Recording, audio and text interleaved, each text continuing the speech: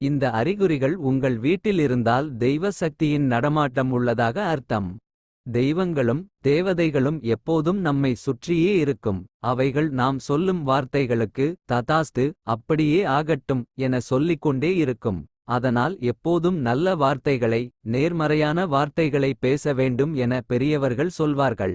ஆனால் கோவிலுக்கு சென்றால் கூட சிலருக்கு தெய்வ சக்தியை உணரும் திறன் இல்லாமல் சந்தேகம் மட்டுமே வரும்.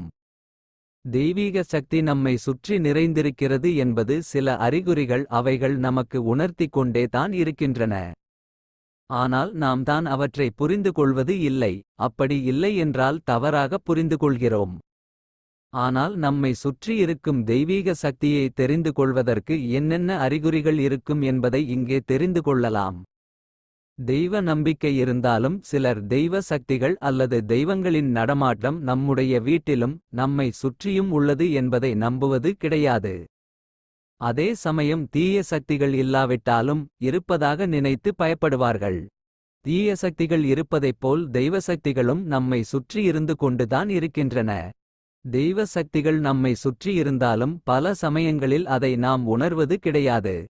சில சமயங்களில் விசித்திரமான அமானுஷ்யமான விஷயங்களை நாமே அனுபவம் செய்திருந்தாலும் அதை தெய்வ சக்தியாக இருக்குமோ என யோசிப்பதற்கு பதிலாக பேய் பிசாசுகளின் இருக்குமோ என்ற எதிர்மறையான எண்ணமும் அதனால் பய உணர்வும் தான் நம்முடைய மனதில் முதலில் தோன்றும். நமது வீட்டிலும் நம்மை சுற்றிலும் தெய்வ சக்தி உள்ளதா இல்லையா என்பதை சில அறிகுறிகளை வைத்தே தெரிந்து கொள்ளலாம். இந்த அறிகுறிகளை உன்னிப்பாக கவனித்தால் அதன் தெய்வீக தன்மையை நம்மால் உணர முடியும். தெய்வ சக்திகள் இருப்பதற்கான அறிகுறிகளும் தீய சக்திகள் இருப்பதற்கான அறிகுறிகளும் ஒரே மாதிரியானவையாக இருக்காது என்பதை முதலில் புரிந்து கொள்ள வேண்டும். இரண்டுமே ஒரே மாதிரியானவை என சொல்லப்பட்டாலும் இரண்டிற்கும் நிறைய வித்தியாசம் உள்ளது. இந்த அறிகுறிகள் உங்கள் வீட்டில் இருந்தால் தெய்வ சக்தியின் நடமாட்டம் உள்ளதாக அர்த்தம். தெய்வங்களும் தேவதைகளும் எப்போதும் நம்மை சுற்றியே இருக்கும். அவைகள் நாம் சொல்லும் வார்த்தைகளுக்கு ததாஸ்து, அப்படியே ஆகட்டும் என சொல்லிக்கொண்டே இருக்கும். அதனால் எப்போதும் நல்ல வார்த்தைகளை, நேர்மறையான வார்த்தைகளை பேச வேண்டும் என பெரியவர்கள் சொல்வார்கள். ஆனால் கோவிலுக்கு சென்றால் கூட சிலருக்கு தெய்வ சக்தியை உணரும் திறன் இல்லாமல் சந்தேகம் மட்டுமே வரும்.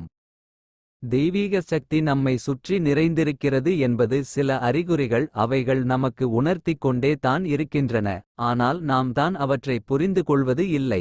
அப்படி இல்லை என்றால் தவறாக புரிந்து கொள்கிறோம். ஆனால் நம்மை சுற்றி இருக்கும் தெய்வீக சக்தியை தெரிந்து கொள்வதற்கு என்னென்ன அறிகுறிகள் இருக்கும் என்பதை இங்கே தெரிந்து கொள்ளலாம். இந்த அறிகுறிகள் உங்கள் வீட்டில் இருந்தால் தெய்வ சக்தியின் நடமாட்டம் உள்ளதாக அர்த்தம். வீட்டில் தெய்வீக சக்தி, தெய்வ நம்பிக்கை இருந்தாலும் சிலர் தெய்வ சக்திகள் அல்லது தெய்வங்களின் நடமாட்டம் நம்முடைய வீட்டிலும் நம்மை சுற்றியும் உள்ளது என்பதை நம்புவது கிடையாது.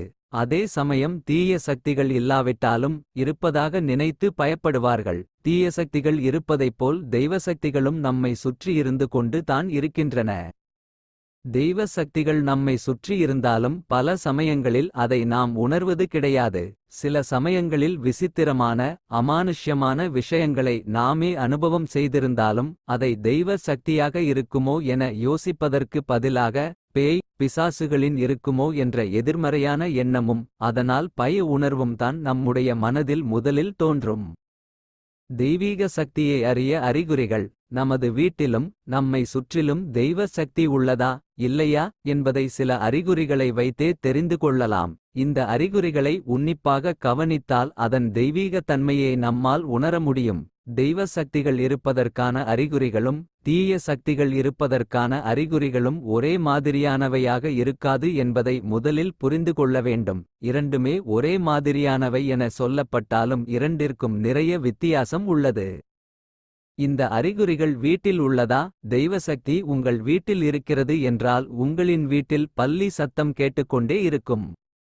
அப்படி தெய்வசக்தி இல்லை என்றால் பல்லிகளின் நடமாட்டம் இருந்தாலும் அவைகள் சத்தம் போடாது. தெய்வ சக்திகள் இருந்தால் மட்டுமே அவைகள் உங்களை ஆசிர்வதிப்பது போல வீட்டில் நிலைவாசல் அருகில் பூஜை அறை போன்ற இடங்களில் அதிகம் ஒலிக்கும். இரவு நேரங்களில் கூட பல்லியின் சத்தம் கேட்டுக்கொண்டே இருக்கும். பெரியவர்கள் சிலர் பல்லி சத்தமிடும் இடம் திசையை வைத்தே பலன் கூட சொல்லுவார்கள்.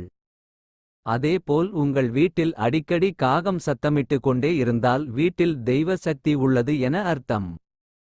சில குறிப்புகளை முன்கூட்டியே அறியும் திறன் காகத்திற்கு உண்டு.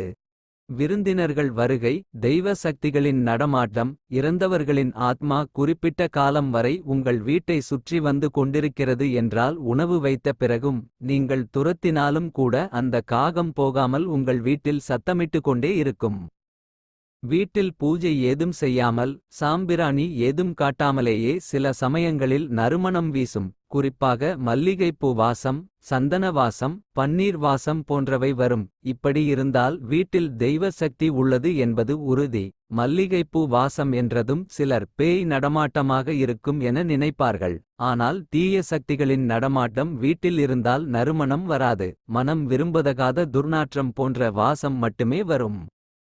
இந்த அறிகுறிகள் உங்கள் வீட்டில் இருந்தால் தெய்வ சக்தியின் நடமாட்டம் உள்ளதாக அர்த்தம். தெய்வங்களும் தேவதைகளும் எப்போதும் நம்மை சுற்றியே இருக்கும்.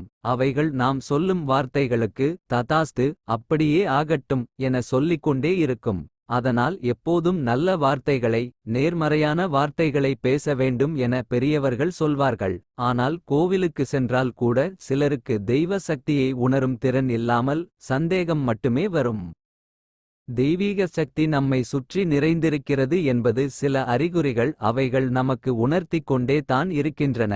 ஆனால் நாம் தான் அவற்றை புரிந்து கொள்வது இல்லை. அப்படி இல்லை என்றால் தவறாக புரிந்து கொள்கிறோம். ஆனால் நம்மை சுற்றி இருக்கும் தெய்வீக சக்தியை தெரிந்து கொள்வதற்கு என்னென்ன அறிகுறிகள் இருக்கும் என்பதை இங்கே தெரிந்து கொள்ளலாம். இந்த அறிகுறிகள் உங்கள் வீட்டில் இருந்தால் தெய்வ சக்தியின் நடமாட்டம் உள்ளதாக அர்த்தம். வீட்டில் தெய்வீக சக்தி, தெய்வ நம்பிக்கை இருந்தாலும் சிலர் தெய்வ சக்திகள் அல்லது தெய்வங்களின் நடமாட்டம் நம்முடைய வீட்டிலும் நம்மை சுற்றியும் உள்ளது என்பதை நம்புவது கிடையாது.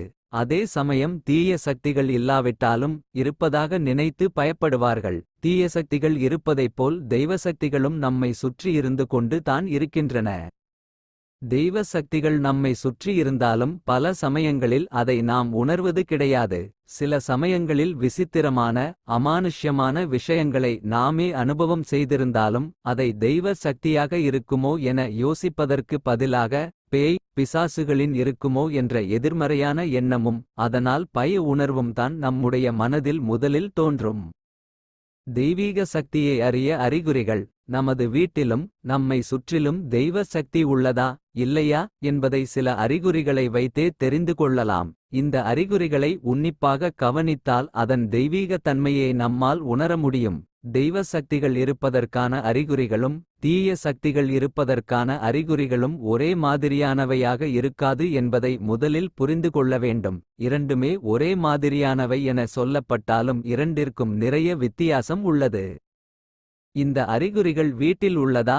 தெய்வசக்தி உங்கள் வீட்டில் இருக்கிறது என்றால் உங்களின் வீட்டில் பல்லி சத்தம் கேட்டுக்கொண்டே இருக்கும். அப்படி தெய்வசக்தி இல்லை என்றால் பல்லிகளின் நடமாட்டம் இருந்தாலும் அவைகள் சத்தம் போடாது. தெய்வ சக்திகள் இருந்தால் மட்டுமே அவைகள் உங்களை ஆசிர்வதிப்பது போல வீட்டில் நிலைவாசல் அருகில், பூஜை அறை போன்ற இடங்களில் அதிகம் ஒலிக்கும். இரவு நேரங்களில் கூட பல்லியின் சத்தம் கேட்டுக்கொண்டே இருக்கும். பெரியவர்கள் சிலர் பல்லி சத்தமிடும் இடம், திசையை வைத்தே பலன் கூட சொல்லுவார்கள். தெய்வ ஆற்றல் உள்ளதற்கான அறிகுறி. அதேபோல் உங்கள் வீட்டில் அடிக்கடி காகம் சத்தமிட்டு கொண்டே இருந்தால் வீட்டில் தெய்வ சக்தி உள்ளது என அர்த்தம். சில குறிப்புகளை முன்கூட்டியே அறியும் திறன் காகத்திற்கு உண்டு. விருந்தினர்கள் வருகை, தெய்வ சக்திகளின் நடமாட்டம், இறந்தவர்களின் ஆத்மா குறிப்பிட்ட காலம் வரை உங்கள் வீட்டை சுற்றி வந்து கொண்டிருக்கிறது என்றால் உணவு வைத்த பிறகும் நீங்கள் துரத்தினாலும் கூட அந்த காகம் போகாமல் உங்கள் வீட்டில் சத்தமிட்டு கொண்டே இருக்கும்.